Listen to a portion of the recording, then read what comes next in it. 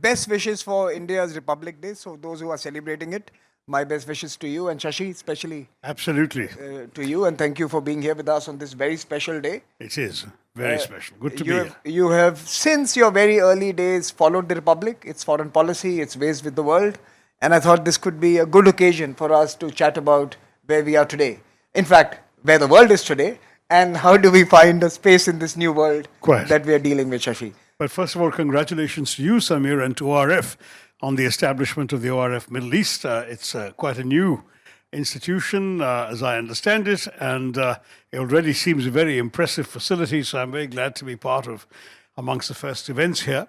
I think the idea that there is an Indian think tank in Dubai strikes me as such an obvious need. It amazes me that no one thought of it before Samir and company did so right now. But now that it's happened, congratulations and very, very best wishes. Let me tell you something else, Shaji, since you mentioned this, and nothing is plugged here. We haven't had a chance to catch up. This is all going to be free-flowing. Generally, Shashi and I have made a rule that we don't agree, and that's remained consistent through our relationship. But we are always on the same spectrum of how we look at the world. And I think that's important, that we may disagree on the nuances, but we agree on the direction. And I think that's what's defined our partnership. We have written a book together. We run one of the most successful Young Fellows programs out of India, where we now have 2,500 or 2,400 alumni from 132 countries between the Indian edition and the German original program, where Shashi used to go in and teach since 2001, if I remember correctly. Some of you are here in this room as well. I think there are 5 or 6 of our young fellows in this room. How many young fellows here in this room? Oh, well, Oh, wow. that's not impressive. bad. Good to see I you. mean, look, everyone who's young and a fellow should not raise his hand. I'm talking about those who have done the program. But that's something interesting. But Shashi, very quickly, I'm told we are the only international think tank in UAE. And the Dubai government reached out and said, we realize that you're the only international think tank in the entire Emirates, and we really are proud of this. So in some sense, I'm happy at this curious moment of world affairs. We happen to be the sole international think tank out of Dubai. But having said that, it would not have been complete, our journey here, without you visiting us. You've been a strong friend of ORF. You've been a journeyman of sorts in the new avatar of ORF since 2008, 2009, and your journey into India, in some sense, as well into Indian politics. So, thank you for everything, and thank you for your support. My question to you, Shashi, how do you assess the world we are in? What's really happening? And I you think have if like a anyone few could minutes. answer that, they would get the Nobel Peace Prize that Mr. Trump so desperately wants. No, I mean, honestly, the big thing about the world right now is that no one knows what the heck is going on, including the people who are responsible for putting us in that state of confusion, particularly those sitting in Washington. I think what we're seeing is, and I find the phrase very interesting and useful in Mark Carney's words in his famous speech in Davos last week, not just a transition, but a rupture. The transition has been foretold for some time. Because it was very clear that the unipolar moment that followed the end of the Cold War, which coincided with the heyday of globalization in the economic sense, was coming to an end already. On the economic side, you had the global financial crisis of 2008, 2009, which certainly shook the Western world and the Western economies very seriously. The beginnings of a certain backlash in the electorates of the Western democracies against that entire brew of things that came through globalization in the unipolar moment, namely the fact that many of them began to ask themselves, why are we voting for elites who are shipping our jobs off to Shanghai, or to Bangalore for that matter? Why are we allowing these various people to come into our countries, speak foreign languages in our buses and on our streets, and take away our jobs locally? Why are we essentially permitting people of different colors of skin, foreign forms of worship, and so on our soil? What have we done to ourselves? And that debate had already begun to intensify before the election of Donald Trump the first time in 2016. Seemed to bring a lot of these issues into focus. But it was safe to talk about a transition. There are chairs on this side for all of those who are standing at the back. There seem to be empty chairs on this side of the room. So the transition appeared, in a sense, on its way, and it was a slow, manageable, relatively discernible transition. We could see a certain level of disorder coming. Samir and I co-wrote a book called The New World Disorder, which unfortunately for us came out just as COVID was about to happen, and so more or less sank without trace in India. That seems to have a bit of life still in some library shelves, and I'm sure ORF will have copies around if you want to refer to it. But I mean, the thing is that was the predictable part. Even Trump 1.0 doubled down on trends that we could see, and so there was no great sense of shock or chaos. With Trump 2.0, this 1 year of the second Trump administration, you're now seeing what Carney calls the rupture. Because what you have seen happening is an absolute break from all the conventional assumptions of the world system, the global system, such as it was. No assumption is secure, not even alliances. But can you tell us what those are? Yeah. Okay, well, I'll spell them out. The first and biggest assumption, of course, is what perhaps too conveniently or glibly has been dubbed the rules-based liberal international order. In other words, the system established in 1945 in San Francisco by the victors of World War II, converting their wartime alliance into a peacetime organization. Many of us don't realize that though the media refers to them as the Allies, by 1943, the Allies had begun calling themselves the United Nations. And so in 1945, you just saw the United Nations converting itself from a wartime alliance into a peacetime organization, which is why the Charter still refers to enemy states. It literally was the victors of World War II settling the war. But at the same time, there were broader visionary thoughts behind what they were doing. There was, first of all, the absolute horror and revulsion at what had happened in the first half of the century. Think of it. Countless civil wars, 2 world wars to begin with, countless civil wars, mass displacements of population, huge, But Shashi, listen to me, casualties, Holocaust, Hiroshima, everything you could imagine going wrong. And so when these people gathered in San Francisco, it was very much in the spirit of never again. You should read Harry Truman's speech. Harry Truman had become president with the death of Franklin Roosevelt just a few months earlier. But this was a man who made one of the most remarkable and idealistic speeches you can ever imagine an American president making, where he said that to get the world back in shape, essentially, we must forego the power to do as we wish. This is a president of a country which at that point accounted for 50% of global GDP. So America was as rich as the rest of the world to put together, arguably more powerful than the rest of the world put together.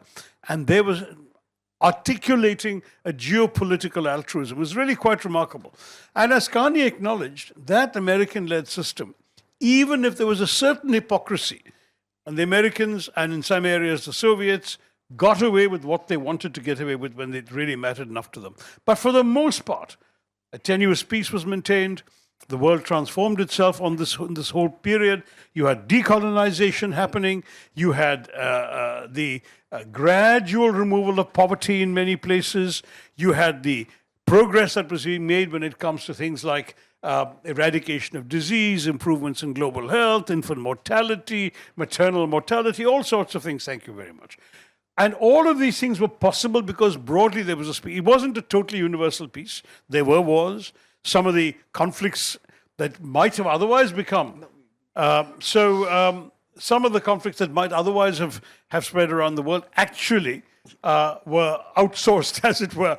Okay, now Shashi, I have to anyway, interject. that's the rules-based international order. The main thing being there were some commonly agreed principles, the sanctity of the UN Charter, the sovereignty of states, which was a fundamental underpinning of the United Nations, the inviolability of borders agreed to in 1945, the inadmissibility of the use of force to settle international disputes, and the evolution of mechanisms through the global multilateral system to deal with problems as they arose. This was the rules-based international order. And Shashi, this was the problem. Everything you've said for the last 4 minutes, no one understands.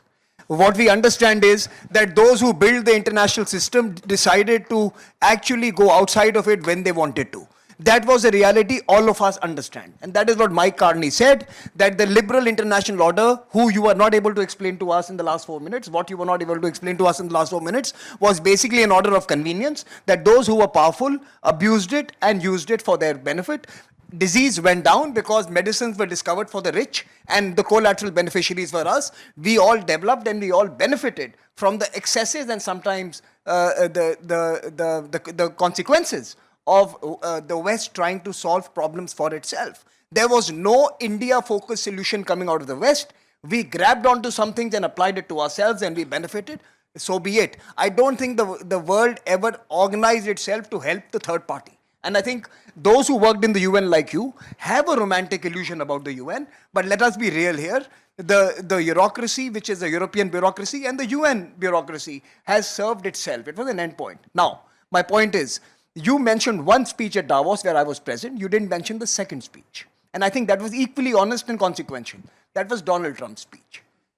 And he said, WTF. I want to do exactly what I want to do. And, you know, there were two honest speeches. Mike Carney saying, mea culpa, we are bad, the West is bad, and we are hypocrites. And Donald Trump saying, so what, hypocrisy is good. I like the colonial endeavors of the past. That's what he said. When countries acquired land and territory. He didn't say hypocrisy is good, he abandoned hypocrisy. No, he says, I love it. He says, I love doing exactly what you're saying was bad. Now, my point here is that you have reached that stage when power and the discourse of power is no longer concealed behind the bureaucracy of the UN and is more directly applied. Is that what is unsettling? Look, I left the UN 17 years ago, so I have absolutely no vested interest in that. I recognize the flaws of the system and the limitations of it, but there still were rules. There still was a collective understanding that these were the principles whose violation could be condemned on the basis that these were universally agreed principles. There still was the acceptance that people could not just exercise the might is right principle. I'm powerful, so I'll get away with what I want, because the rest of the world still wanted to uphold these rules of the liberal international order. That is what has been ruptured.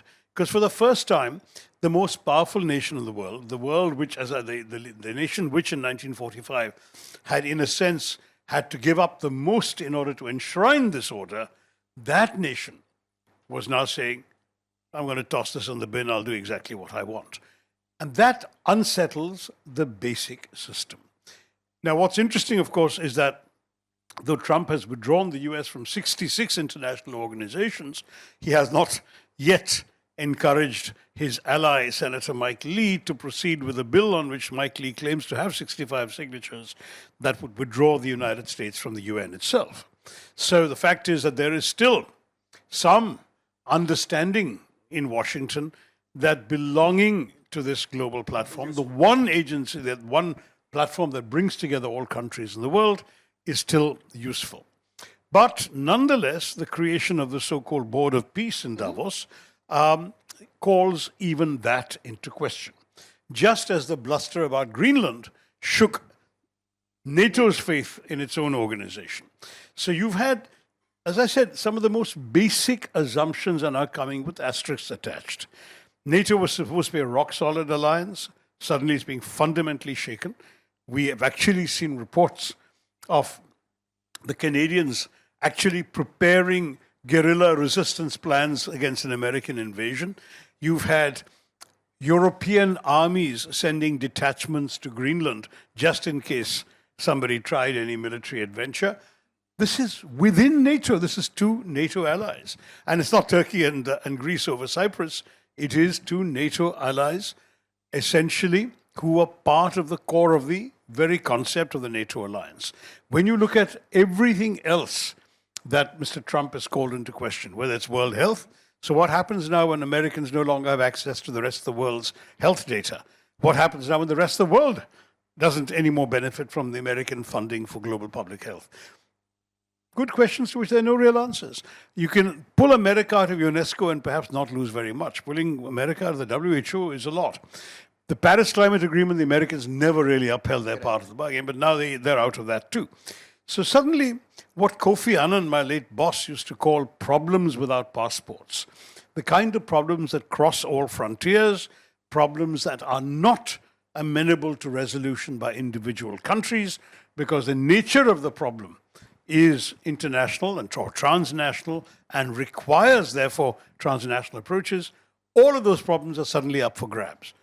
If it's the richest, the most powerful, or the most technologically advanced, or whatever, who'll do it for themselves. And you could see some of this happening in COVID. We often forget, because we are pretty happy with our own virtue in that we sent a lot of vaccines to a lot of poor developing countries. The rich did not. And this is something you must remember. 2 years after COVID was over, Britain threw away $2 billion worth of stockpile vaccines. Correct. They had actually saved more vaccines for their people than they needed by far, by multiples. They could have easily shipped these off to Africa or the Caribbean or to their former Commonwealth colonies. They didn't. And suddenly COVID reminded us that when push comes to shove, it's a dog-eat-dog world. I'll tell you, Samir and I wrote an op-ed in the first week of COVID. We'd all been sort of thinking of the EU as the paradigm of countries willing to overlook their own sovereignties and immerse themselves in a collective enterprise. You know what happened when the first case in Europe popped up in Italy? The rest of Europe shut their borders to Italy. We forget all this now.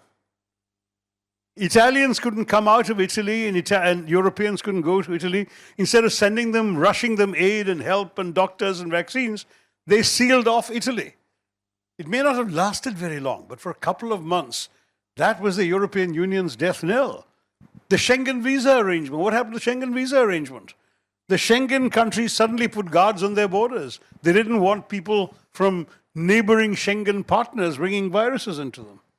So if you look at all of this, it was already the first dramatic, flashing warning that in this world, ultimately, it's every country for itself. Shashi, before I come to India, I want to ask Now it's gone much worse.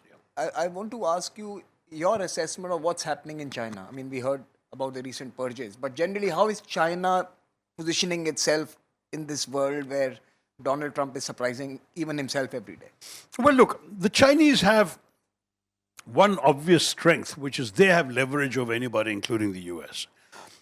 When your negotiating tactic coming out of Washington is essentially browbeating the negotiating partner with threats, bluster, bullying, then you've got a particular style that works with any country that needs you more than you need them. And that's pretty much every country. It doesn't work with China, because as you know, when this was attempted with China, China's immediate reaction was to shut off rare earth supplies, without which essentially American industry, from automobiles to space research, would have ground to a halt. So suddenly you needed to do something far more fundamental, and Trump goes off and meets Xi Jinping in Busan, issues tweets on Truth Social about G2, which you may remember was the concept where the world would be divided into a condominium of two superpowers. Anyway, and then quietly reduces the tariffs on China so that they can continue doing business with each other. So China has leverage, and China has leverage with us. China has leverage with Europe.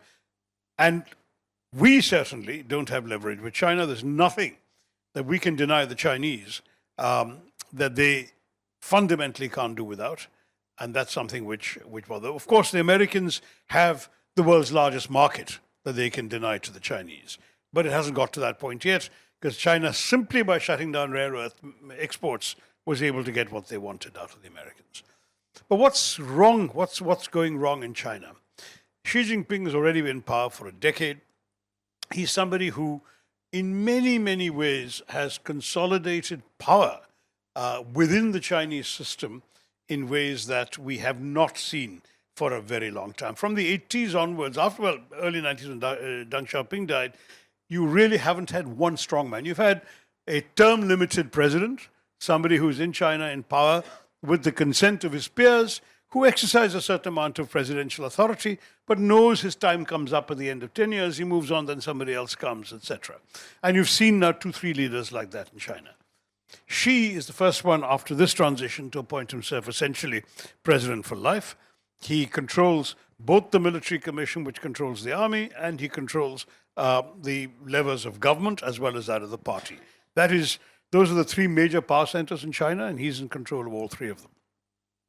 at the same time, there have been some real challenges and setbacks. There was the famous housing bubble in China, which resulted in a collapse of housing values from which the Chinese real estate market has still not recovered. There is an unemployment problem, which is very odd in a country which till recently was bemoaning the fact that, that they didn't have enough people because of the one-child policy for many years. But there are reports of unemployed people, young people, unable to make ends meet. Another legacy that's coming home to roost is because of the one-child policy, that one child is now the sole working member supporting essentially 4 retired grandparents. That's creating potential social tensions as well as economic problems. Now, with all of this, there seems to be other internal, and we've just seen the military purge in the last couple of days that's taken place. It's always linked to corruption, never to any disloyalty to the party or ideology or revisionism as there used to be in the 60s. In the 60s, when you had purges, it was, somebody had abandoned the Marxist orthodoxy or the Maoist orthodoxy. Not that now. Now it's about corruption. And so we never know whether that corruption is real, whether it's a mask of something else. But every person who, and many, many very powerful figures, often people considered number 1 in their domains or number 2 in the system or number 3 in the system, have lost their jobs in recent years. They've all been kicked out ostensibly because of corruption. Does it hide something deeper within the system, some other malaise, some restiveness or even rebellion within the system against Xi Jinping? We don't know, and we probably won't find it easy to know. There are, of course, people who make it their life's mission to study the Chinese tea leaves. I'm not one of them, so I can't presume to speak with any authority. So they have, at the macro level, leverage, strength, economic capacity, a lot of surplus capital that's investable. They have made much impact with their Belt and Road Initiative. Their defense industry is extremely effective and flourishing. All of these things are on the strong side. On the weak side are the unknowns about how things are going or not going within their system. So, Shashi, in this world, how is Indian foreign policy faring? How is India's external relations? How are they doing? What are the bright spots? What are the spots we need to be focused on? Well, I think, in a sense, that foreign policy question has to be tied to domestic accomplishments as well. If India's economy can prove itself to be effective and resilient, that'll give us a certain credibility with the international system.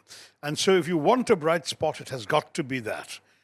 There, the report card is not bad, but it's still a bit mixed. There's still areas we need to improve. But for example, visible improvements in the Indian infrastructure, which has been colossal. All of you are internationally based. When you travel to India, you'll see far better airports, far better highways, far better structural systems. The digital public infrastructure has been a significant win and is attracting And now attention. you also have a big port coming up in your constituency. Come up. It's already come up, right? First phase is already able to receive the biggest ships in the world.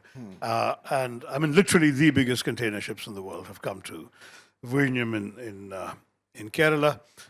Despite the unpronounceability of the name of the port and of my constituency, I'm still very proud of being able to advertise that. Thiruvananthapuram. But try and sing Vizhinjam and we'll see how you do. Vizhinjam. That's the port. There you are. That's where you lose out. But anyway, so this is the hard infrastructure and the digital public infrastructure, I think broadly speaking, count as wins. On the negative side of the economy, there still is a colossal unemployment problem. In fact, even the official figures mask the real level of significant rural unemployment or underemployment. We still require our rural economy to support 2/3 of our population, which makes no sense in any modern economy in the world and doesn't even really make sense in the Indian context. Many of these are young people who would love to do something else for a living, but haven't got that something else to do. And that's something that needs to be transformed. I think the government got it partly right in pushing strongly in the startup front. And now we have, it is said, the 3rd largest startup ecosystem in the world. And we need to encourage that very much more, including through seed money and so on. We don't have enough substantial venture capitalists in India to finance these ventures. There's probably more in California alone than in the whole of India. We need to get more. California has a larger GDP than India, so I think that's likely to happen. I don't think that's at 5 trillion or something, right? That's No, California. let me see. They don't. Nearly, I think it's nearly that number. Really? Yeah. California is big. So Well, it is big, that I accept. But I think if someone can so Google anyway, and that's tell us during this conversation what the size of the Californian GDP is, it might surprise all of us. It's really big. But I that's can always get Uncle Google to come to the rescue. but let me ask you another question. I think we are right now. Of course, your point that India's economic policy is its foreign policy is valid and well taken, and I think many of us have argued that it is India's strongest suite in terms of what it brings to the world. Fastest growing major economy for the last few years, and probably going to be the case in the years ahead as well. Right. So the question is that we are also entering into a new 4.1 billion, 2024. trillion, 4.1 trillion. That's the size of the I'm Indian sorry, economy. trillion. Yes, yeah. 4.1 trillion. Yeah, so I mean, it's surprisingly large. People underestimate the size of California. So just below us, but not much below. Yeah. So now the question to you is that we are entering into a whole new suite of FTAs. Yeah. Right? That's another very important response Yeah. to what we've been talking about, is indeed the dramatic change in our attitude to international trade. It began in the early 90s, but really has picked up momentum. Now, and there, Mr. Trump's tariff blow was extremely helpful, because if you look at the last decade, a lot of things were initiated and kind of desultorily went nowhere. The talks of the EU, the talks of the GCC, they essentially were on the back burner on both sides. One good favor that Trump did us was giving us such a rude shock that we immediately started accelerating. I mean, all of us. When we say us, I think being the the rest EU of the would not world. have moved had Trump not come in. So we quickly did a deal with the UK, which was phenomenally good deal and very, very quickly done. I was speaking to our Commerce Minister very recently, and he tells me we are literally on the verge of signing with the EU. I said, I've heard there are some last-minute wrinkles. He said they're going to be ironed out. Mark my words, a few days more, you'll hear good news. Then we've got smaller ones. We've signed with Oman, which in this part of the world is nice. We've New had Zealand. trade relations with Oman actually for 3,000 years. My state of Kerala has had so much of back and forth with Oman, over 3,000, maybe longer years, or 3,000 at least we know about, that I'm told that the DNA of the people of Oman and the DNA of the coastal people of Kerala cannot be told apart. They're exactly the same ethnic mix. That's how long there's been interconnection. We're now talking to New Zealand, and that's just made some very impressive progress. There's one small wrinkle. The coalition partner of the ruling party in New Zealand has objected to the deal, so they'll have to get it through. The opposition might support, at least I heard it had. I've had some pushback saying that maybe I was a victim of a Google AI hallucination, but I was. No, but you're right. The Labour Party will support. Yeah.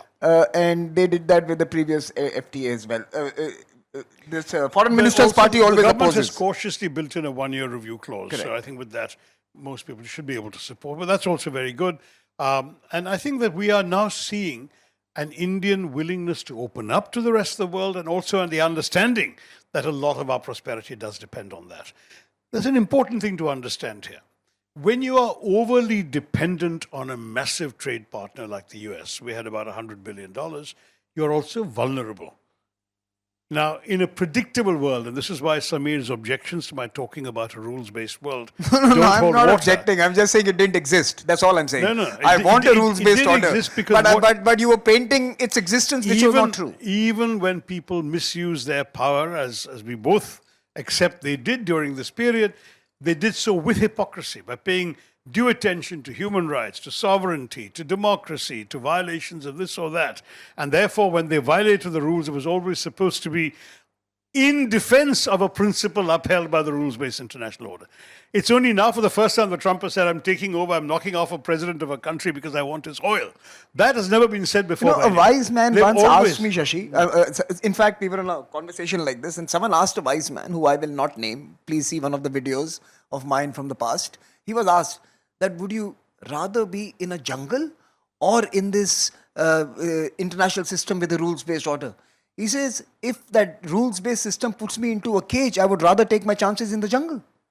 The problem here was that we were conditioned to live someone else's lives. And you felt somehow because you were in a cage and someone fed you 3 times a day, you were happy living that existence. You did not have agency, and you were given some privileges of their excesses. And we were happy doing that. That's because you're an elephant, so you can afford to live in the jungle.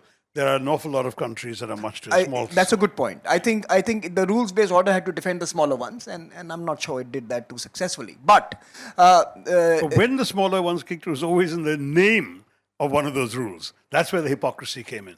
It's only now, for the first time, 2025, that we've seen the rules being openly defied without even the pretense. But I have an India of question upholding again. it. I have an India question. One was on the economic side.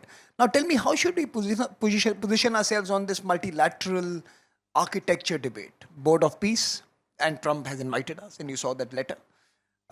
You have, of course, the old Indian determination for reforming the Security Council and the UN itself.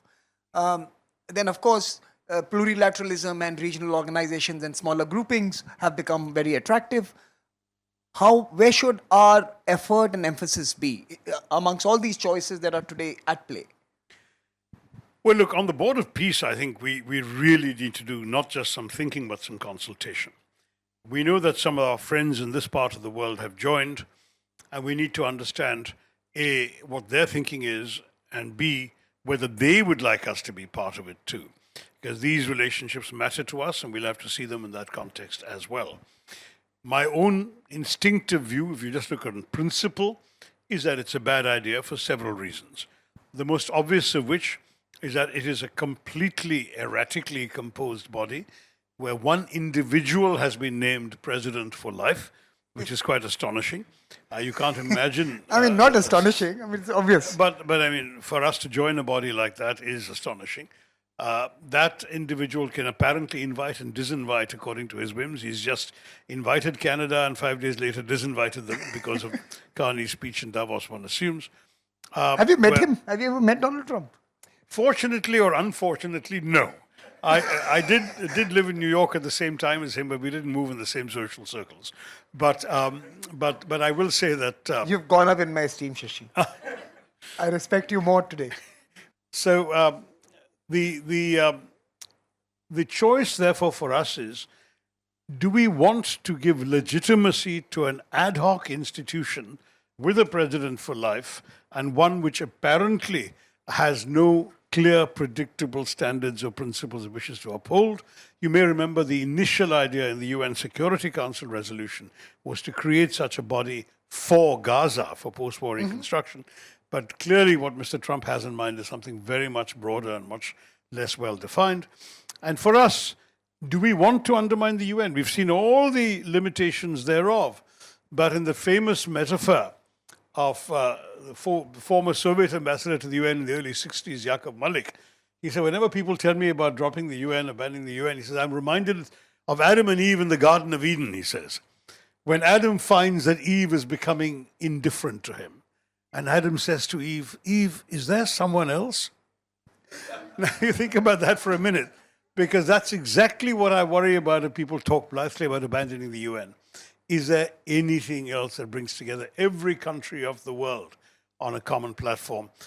And can we afford to jettison the one thing we have? We can improve it, refine it, work with it, but can we afford to junk it? To my mind, no. And I'm not sure that's in India's interest, because at least there is one system. It doesn't yet give us a Security Council seat or the kind of authority that we would legitimately feel we deserve. But apparently Trump's Board of Peace gives authority if you can pay $1 billion a year. I mean, that's not something that I would particularly, as an Indian taxpayer, relish doing. And for what particular purpose? So if you were to ask me just on paper and on theory, my answer is no, I would not want to be in the Board of Peace. But if you're asking me as a practical decision, as I said, I think we have to do Consultations are important because many of our friends are part of it. Many of our friends of it, and we have to see why and what they think and how they think. And very quickly on plurilateralism and India's indispensability to the alphabet soup of... Yeah, well, that is a joke of mine I've cracked too often, but not in Dubai, so I'll share it with you, which is that, we have every year our foreign ministers used to meet with the foreign minister of Russia and the foreign minister of China and something called RIC. Then we added the Brazilians and the South Africans, we got BRICS. Then we asked the Russians to skedaddle and we got BASIC. for environmental negotiations, and then we told the Chinese to buzz off as well, and we had IPSA for South-South cooperation, and I said India is the only common element in all of these formulations, not merely because its name begins with that indispensable element in any acronym, a vowel, but also because it has something to contribute and something to gain from each of them. That argument was part of my original thesis 20 years ago for what I dubbed, in those days unsuccessfully, multi-alignment. And so I made a speech in Berkeley about multi-alignment. I'd spoken about it in my UN days. But when I came and tried this as Minister of State to our Conference of Ambassadors, it not only sank like a lead balloon. I always have told you were in the wrong party. It not only sank like a lead balloon, but the career diplomats whom I was addressing turned around with great disapproval because they felt I was committing sacrilege. He ignored my comment completely. Anyways, so that's usually the good tactic with Samir. But anyway, to answer his question, so yeah, plurilateral arrangements, that is, arrangements of a certain number of countries, so it's plural, but falling short of global multilateralism, could be another way of responding to the world, and these have mushroomed. So even in recent years, we've had Quad coming into being with 4 countries. We've had BRICS growing now from 5 to 11. We've had announcements of some things that haven't quite taken off. The I2E2, do you remember that? Yeah. India, Israel, UAE, US. I2U2. Yeah. Sorry, I2U2, exactly. Which hasn't, since the initial announcement, not been able to take off because of developments in this part of the world. No, actually, it's more about developments in another part of the world, one of the other U's, USA. No, that too, but even before Trump, so it never really took off in the last couple of years of because Biden. of the whole because situation. of the quarrel here, and because of the difficulties in Gaza. So you got these plurilateral organizations. The Chinese have made quite something of the SCO, the Shanghai Cooperation Organization, very significant plurilateral body. And when Samir asks, are we indispensable there?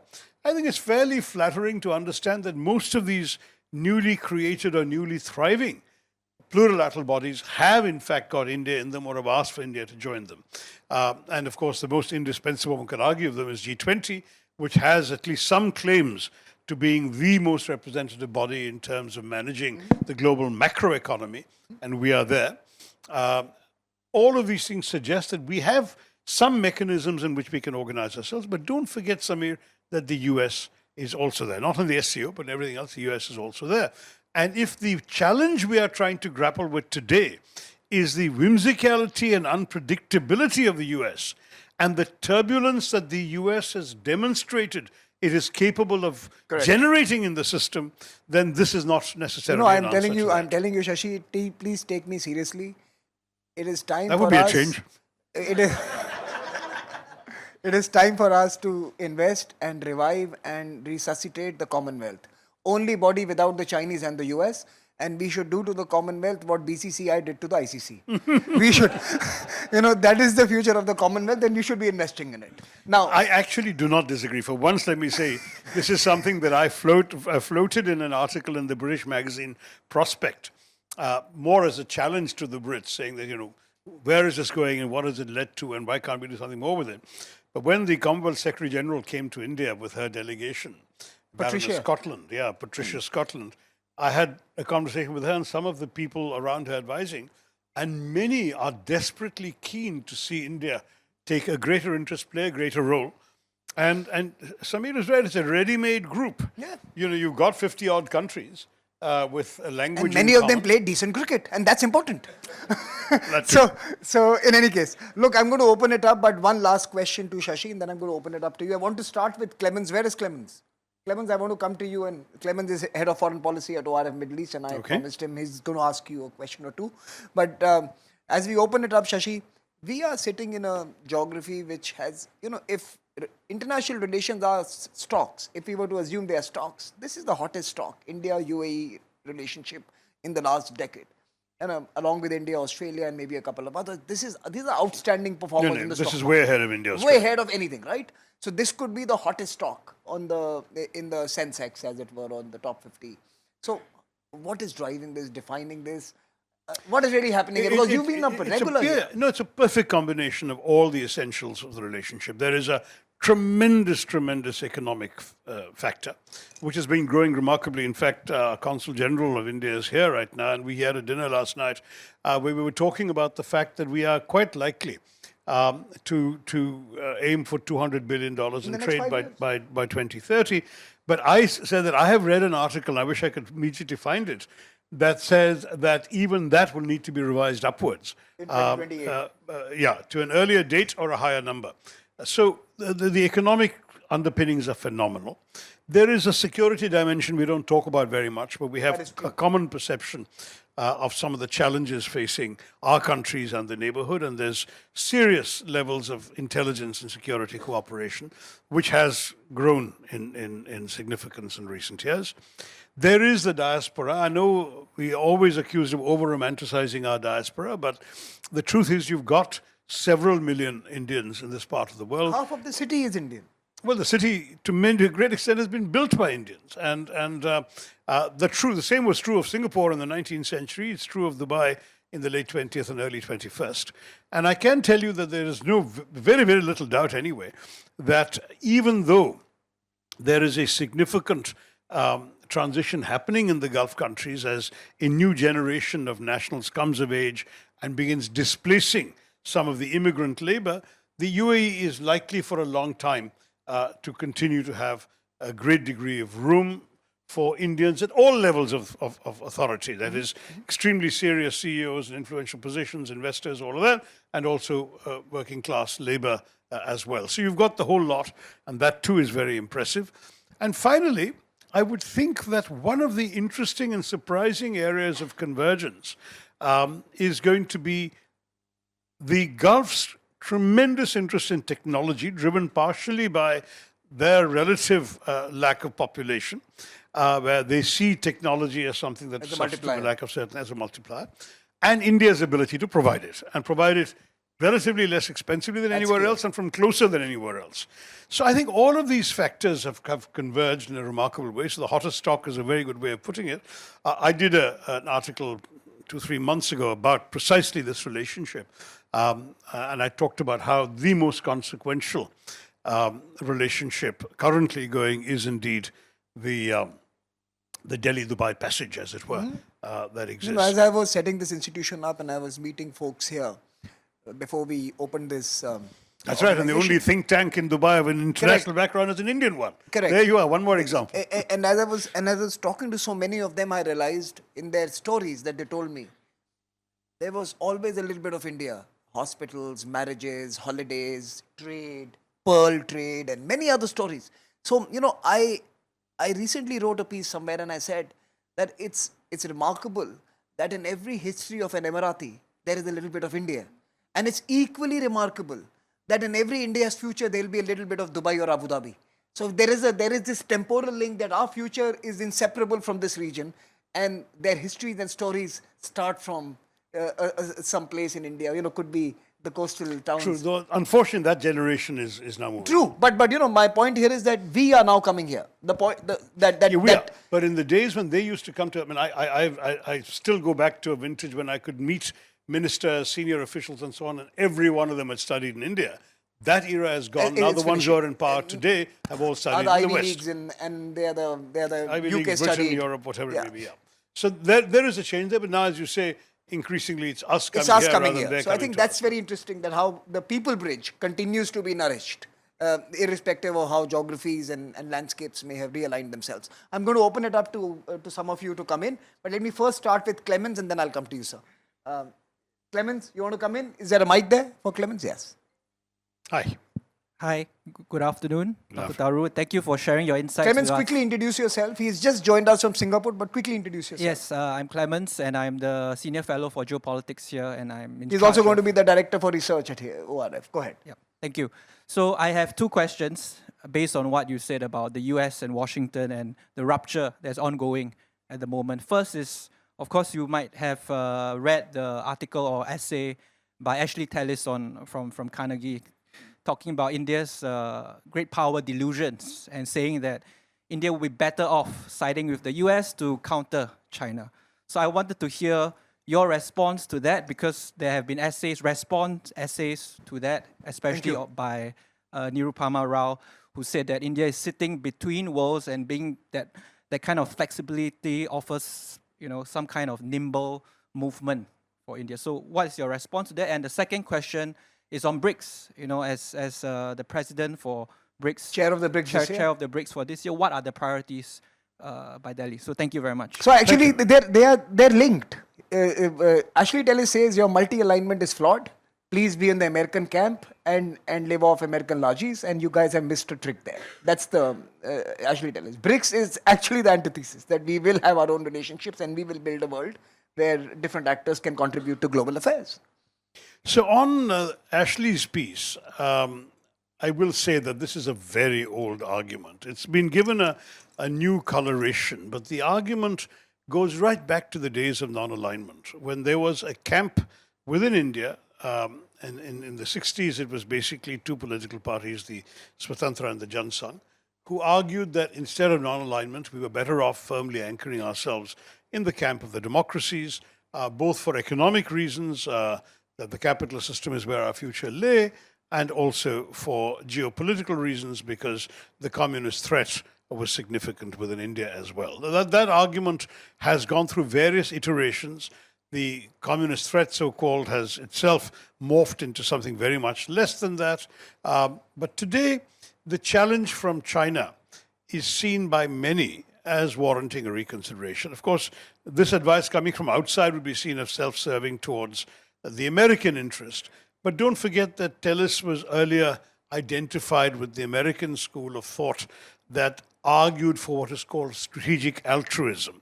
That is, that even if India gave nothing to Washington, it was in Washington's interest to support the growth and strengthening of India because it was an indispensable counterweight to the inevitable rise of China.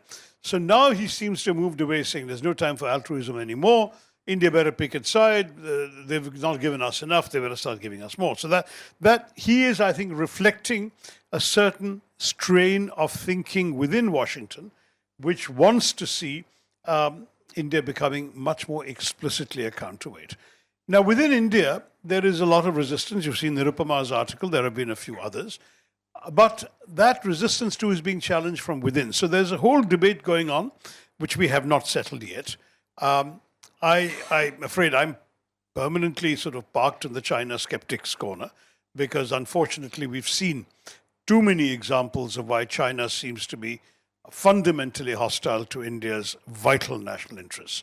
They sit on our territory, they nibble away at it, they refuse to seriously engage in any discussions to actually permanently settle that border. We're the only country with which they haven't done that. They keep reiterating claims to our territory in defiance of the earlier agreement that settled populations will not be disturbed. They continue claiming Arunachal Pradesh. They have been unfriendly on the border beyond what they need for their own vital interests, which is holding Aksai Chin in order to connect Tibet to Xinjiang, which is a legitimate strategic need for the Chinese. And as an Indian, I would be prepared to negotiate giving that away, provided they agreed to everything else. But that simple formula, they've not been prepared to go on to. Secondly, the Chinese have developed a very fundamental strategic interest in Pakistan. And they have done this because the single largest Belt and Road Initiative project in the world is the China-Pakistan Economic Corridor, which is also in China's own direct national interest. That is, that to get goods from the Gulf and from the Straits of Hormuz and from the Suez Canal all the way to Western China, you have to go all the way around India, go through the Straits of Malacca, into the South China Sea, drop off at Guangzhou, Shenzhen, put your stuff on trucks and get them on the highway and go all the way across to Western China. Today, you can essentially save 95% of the time and 90% of the cost by just bringing them down to Gwadar, unloading them there and taking them up the highway. So for China now, it's no longer a question of using Pakistan to needle India or anything like that. It's also, this is now in China's own fundamental interest. So I can't see a scenario under which this will ever have any benign implications for us, unless Pakistan goes through an absolutely earth-shaking sea change and is actually... Okay, can I ask you on that? So what Trump is doing with Pakistan, is that, do you think because both China and US have a curious convergence on how to engage with them, or do you think that could be disruptive of the China-Pakistan No, link? I'll come to that in 1 second. Let me just finish on China. One final thing. In the internal Indian debate, there is a very strong and perhaps somewhat influential business lobby that actually wants us to do the exact opposite of what Telly's has been advocating. They're saying we should essentially, though they will never use the word, capitulate to China. They're saying that China has investable surplus we need. China has cheap technology we can use. Even the machines we use to manufacture items for export come to us from China. Why are we antagonizing China when China gives us so much we can't do without, from tunnel boring machines to rare earths to various other things? And so why don't we surrender to China, bring them in, become a partner, a vassal, whatever you want to call, and we'll all prosper. I mean, these business people will certainly prosper. Whether the country's self-respect would survive such an arrangement is a different matter.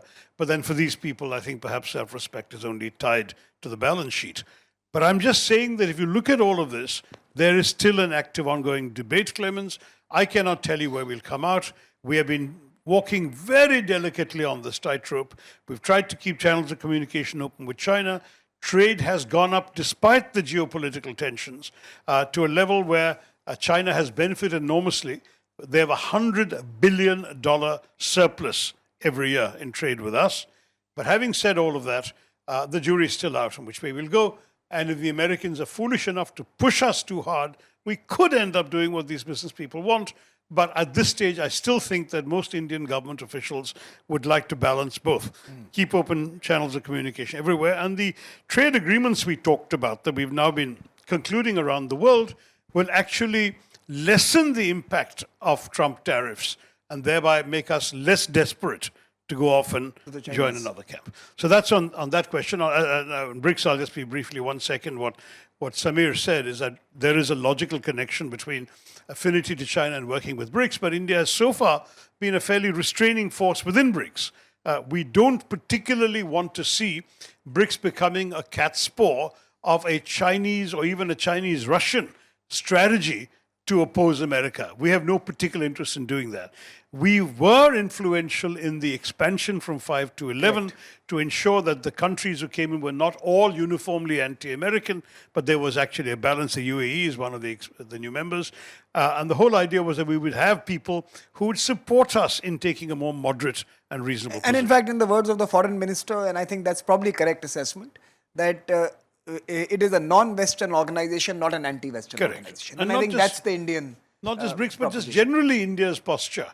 When we claim to be the voice of the global south, which I know has been questioned of late because of our distancing ourselves from most other southern countries on issues like Gaza, nonetheless, when we claim that, that's what Jayashankar says, it's non-West. The South is non-West without being anti-West. Now, on your question, On Pakistan, because you mentioned the Pakistan. the new So bromance. is this where the US and China agree, or do you think this is where there could be some friction in the days Look, ahead? Your assessment, just a guesswork. No, I think it's a somewhat more confusing situation than that.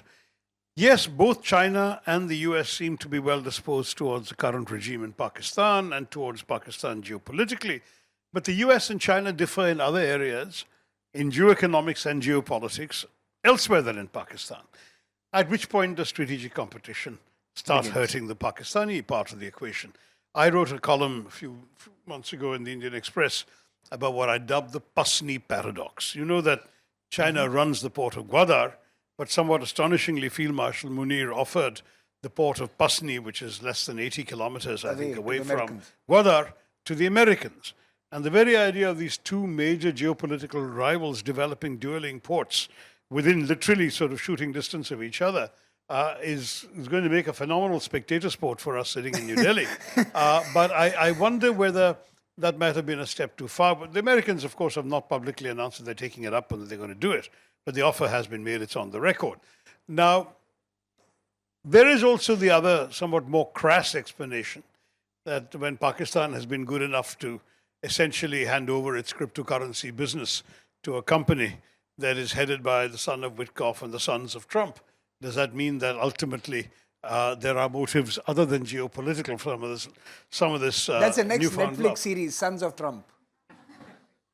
So, given all of that, I think that there may be reasons both more personal and more ephemeral behind the current new Question bromance here. with Pakistan. Go ahead. Thank you, Dr. Saran and Dr. Tharoor. My name is Kapil Narula. I work with the UN Climate Change. First of all, I've followed each and every word, so you need to live up to your English hype. And the question here is, we see a concentration of power in individuals as well as in countries. And we see that not only in Russia and China, but also in democratically led systems in US as well as in India. So is this a fad which is personality led, and can it pass away given the cycles of democracy?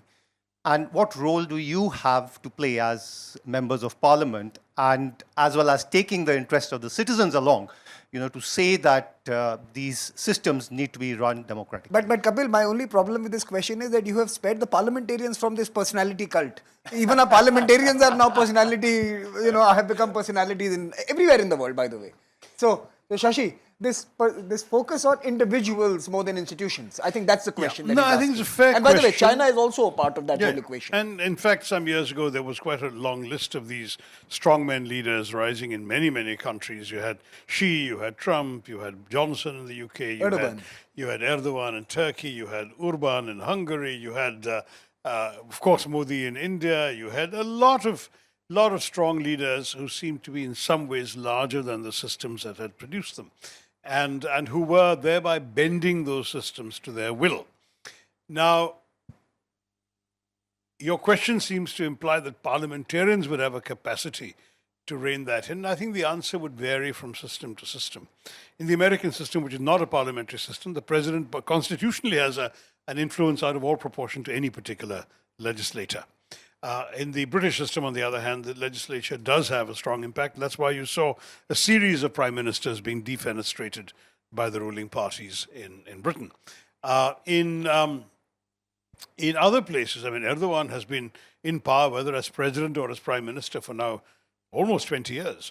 So it really is a very long-lasting era of strongman rule.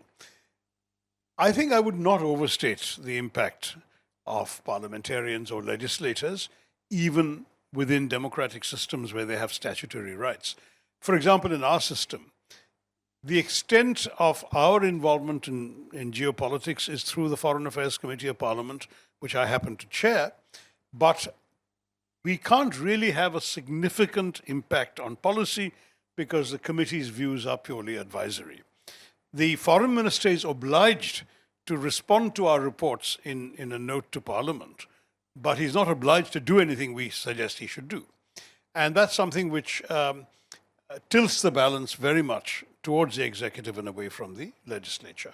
I can't speak with as much knowledge of other systems, but broadly speaking, I can't offhand think of any. I think the broader question that he's asking, and maybe let me ask you that more bluntly, is it because institutions spoke in languages like you spoke to us in the very beginning, which people can't understand? Because institutions use that lingo, they have distanced themselves from the street, and the street finds people who are more relatable and therefore, more attachable to.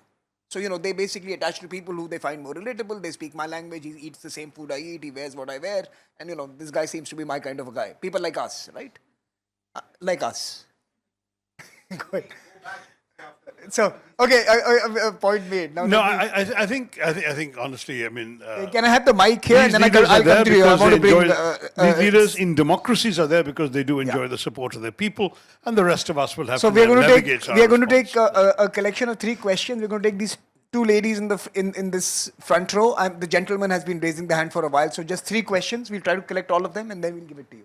Go ahead. Hi, my name is Jennifer Niana. I'm an editor with a newspaper based in Abu Dhabi called The National. Oh, okay. I wanted to ask you, we are now in the 76th year as a republic. What are your hopes and aspirations when India reaches its centenary? And what sort of world order do you think India would find itself? Okay, that's one. Can we pass the mic? Hi, thank you, sir, for your insights. I'm Manisha. So you spoke about back in the day when people were affiliated to Indian universities, like ministers studying there, right? There's been an increasing trend of people wanting to gain affiliation to US and UK universities rather than India. What are your thoughts on that, and what's actually driving that? Thank you. Go ahead. And the final questions. Good afternoon, Mr. Tharoor. Welcome again to Dubai. This is Shrikant Sorry, where is Sabu. that coming from? The back row. This is right. this is Shrikant Sabu, immediate past co-chair, US-UAE Trade Mission in Dubai. I have a question for you. President Trump's recent actions suggest that unpredictability has become a tool of statecraft. Does this mark the decline of rule-based global governance? That's the first part.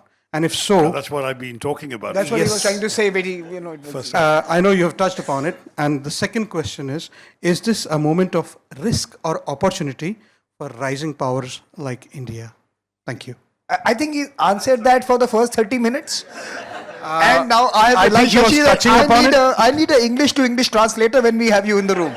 So, you know, so Yeah, that did dismay me a bit, because I did wonder whether you had not been paying attention at all. This is essentially what I talked about. I thought you were touching upon it. I wanted you to a little bit more. Look, he spent a lot of time, but thank you. Let's go to the two questions here. So, talking about the future, I mean, there's a great line that says the future is never what it used to be. History is littered with predictions about the future that turned out to be either excessively optimistic or excessively alarmist.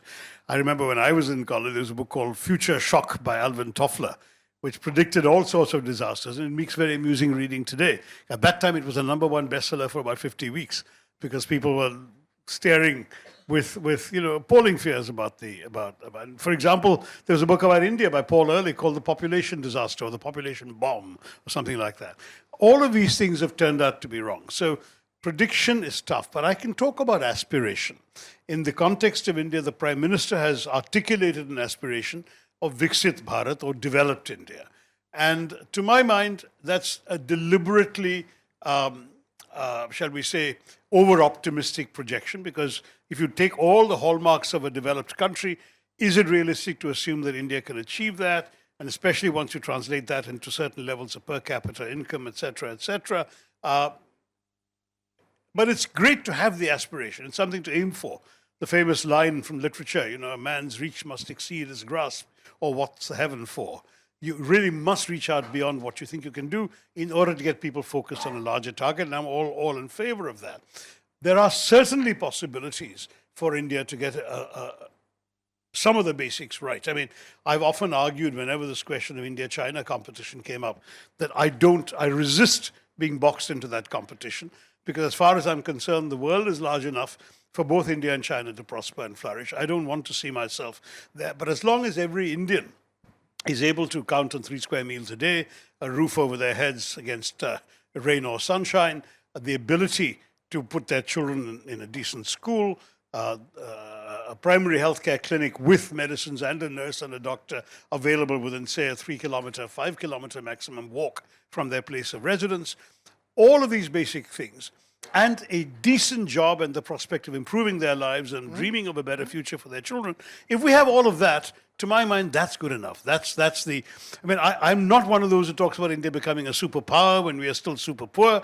There's a lot we need to do to get over some of these basics. If we can get those basics right, the rest is fine. There will always, and there should always be, Indians aspiring way beyond that. The world's world-beating technologies, space exploration, satellites, rockets, you name it. Let them do all of that. But let's get the basics right for our people at the most ordinary level. If we can ensure that, then as far as I'm concerned, that's Viksit Bharat to me. So that's on your question. on the college, But that's not surprising. When the Gulf people came to India, we were near, we were good, we were affordable. Today, we're still near, we are not as good as what they can afford elsewhere. They all can afford the fees and the possibilities given to them by Western universities, which in the pre-oil boom they could not. So they came to India where Indian fees are much more affordable. And the honest truth now is it's not surprising that they've gone away. In India too, while quality has gone up of certain elite institutions, overall the standards remain relatively mediocre in global terms. We don't have many universities in the top 500, let alone the top 100 rankings. Doing better though. though. We're getting better slowly, but it's still a few elite institutions. And we have a capacity problem. We have enough of our own. We have too many people. I mean, I'll give you one example. When I was minister, an African coming to me and saying, we used to have scholarships in your medical colleges, and for some reason they've dried up now. we need those scholarships back. We used to always have 2 or 3 people from our country getting medical degrees out of India. We've got no one for the last 5 years. So I went back and checked. And I was told, how do we afford to give scholarships to foreign countries when we don't have enough seats for the number of people applying within India? And I had no good answer to that. As a foreign policy person, I wanted to obviously enhance our global influence by giving those scholarships. But I knew I could not deny it when there were so many people, including in my own constituency, desperate to get into medical education. So capacity is also a factor. Those are all the reasons. Yeah. I do believe this can change. If we can completely revamp our educational system, and a beginning has been made far too slowly, if we can do that, I think we can once again become a place that could attract people from around. But right now, the traffic is all in the other direction. Indian parents are spending something like $6 billion a year sending their children abroad. That's really wasted money, but it's also a reflection of the inadequacies of our current education, higher education system. Look, as we conclude this conversation, and I hand it over to the Consul General to say a few words on, especially the bilateral on occasion of the Republic Day, let me just say this, that when Shashi and I were writing a book together that sank without a trace courtesy the pandemic, Shashi, thank you for the endorsement to that book at the beginning of this session. I think we had a couple of strong areas of convergence and perhaps one area of disagreement. I'm not going to worry about the disagreement. I can talk about the convergences. We generally agreed that a world that is predictable, stable, investable is required for developing and emerging economies like ours. It is in our interest to invest in systems that allow us to prosper, to thrive, to achieve many of these goals that you outlined. From basic education to world-class infrastructure, all of it requires a global architecture that is more predictable, more dependable than the one that the world has been offering us in the last decade. I think that was one area of agreement. The second area of agreement that we had, and this was, by the way, when we were much smaller, we were a $3 trillion economy when we were writing the book, close to a $3 trillion economy. We were still convinced that it is our world to have. And in some sense, this was the time when we could, if we got the pieces right, this was the moment when we could claim agency in a world that was going to go through a whole upheaval. And therefore, once the pieces settle, you would have a whole new set of actors on the global high tables, perhaps maybe not as perverse as in the past, but perhaps more equitable. And India could be one of those architects of the future that we so sought. I think we are closer to that than we think we are. We may all be caught up in this moment of Trumpisms and everything else, but really what is happening is that the world is shedding its old architecture. It is trying to discover a new format. And believe you me, we have a chance to be a part of architecting that new format. So if you are an Indian, this is the time to invest in world affairs, to invest in what's happening around the world, and to actually be ready to play the role that you might be offered very soon, simply because end of the day, many forces in this universe do battles, as Robert Heinlein said, but one always wins, and it's gravity. With 1.4 billion people, there's more gravity than you ever need. And I think it's time for you to now exert yourself on this Republic Day. Let's promise us that. So please join me in thanking Shashi for his wonderful intervention. Thank you. Let me now invite the Consul General to say a few words. Yeah. So. Thank you. Thank you, Dr. Saran. It is always a pleasure to share a platform. It's my first time to share a platform with you. It's such an honor, Dr. Tharoor, Honorable Member of Parliament. What a fatal mistake I did coming at the end. Partly because I missed the eloquent English language lessons that people got, but more so because you stole the word from my mouth talking about bilateral relations. Exactly the points that I wanted to mention, and you just in 2 sentences conveyed the essence of what India-UAE relationship means. I was trying to, in any case, wanted to condense the relationship in a very short acronym. And the acronym that came to my mind was DPT. Not the DPT we get vaccinated against, but a DPT which... but a DPT which we feel is the future of the relationship, or which defines the relationship in the most appropriate manner. Diaspora connect, political exchanges, and trade relations. That's what you mentioned in your words. So since you have already said about that, I'll just give a few facts to embellish those points. Diaspora Connect, you mentioned about Indians being here and all that. I was just trying to see whether the increase in numbers in UAE is something which is common to the Gulf, and it turns out that it is not. In 2012, I was working in the office of the then Foreign Minister, Mr. Salman Khurshid. At that time, I recall the Indian population in Gulf was 6.5 million, out of which 2.3 or so was in Saudi Arabia and about 1.7 was in UAE. Today, Saudi Arabia stands at 2.7, but UAE has gone to 4.5. Wow. So that is the change you see. And rest of the Gulf has almost stagnated. So the diaspora increase is unique to UAE. So that is an important message that we need to take in this change. And the other aspect about the connect, the people-to-people bridge that you mentioned, is also that it's the residents is 4.5. We also have about 5.5 million Indians who travel to UAE annually. So on a good day during a Dubai shopping festival, you would see 6.5 million Indians on the roads of UAE, if not in Dubai alone. So that's the kind of numbers that we look at in terms of people connect, if I can say. Talking about the reverse connect, and I still think, as Dr. Tharoor mentioned, it's not so much from UAE to India, but the visit of His Highness Sheikh Hamdan to India gave a very revealing picture. He went to places in Colaba where his great-grandfather had been. Correct. Sheikh Saeed had been. So that connect is still there in the minds of people. And for me, if it is in the mind of the next-gen leadership of UAE, it's a good sign for us to latch on. So that's one. So grasping on aspirations. The second aspect about political exchanges, again, some of the geopolitical security aspects that we are trying to engage UAE with goes back 10 years when Honorable Prime Minister visited here in 2015. And that was the first visit after 34 years. The previous Indian Prime Minister who had come to UAE was Madam Indira Gandhi in 1981. And after that, it was in 2015. And look at what has happened in the last 10 years. So the relationship, the political exchanges is what has transformed and based on the people-to-people connect that we had. So I leave it at that. And you saw the latest visit, just a 3-hour visit to India of His Highness, the President of UAE. But see the impact, the kind of agreement, the kind of decisions that have been reached. That is the level of political trust that is existing between the two countries. So that talks about the political exchanges.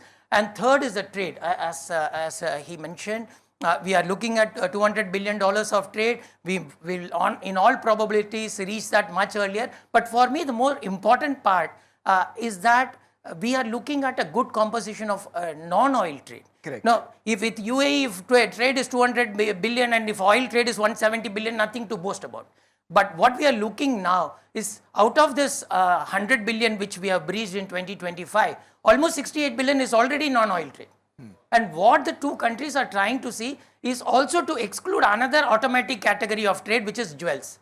Precious metals, if you remove precious metals and if you remove oil, currently we stand about 35 billion or 37 billion. That's what we are aspiring to take to 100 billion in the next couple of years. That is a more important metric for me.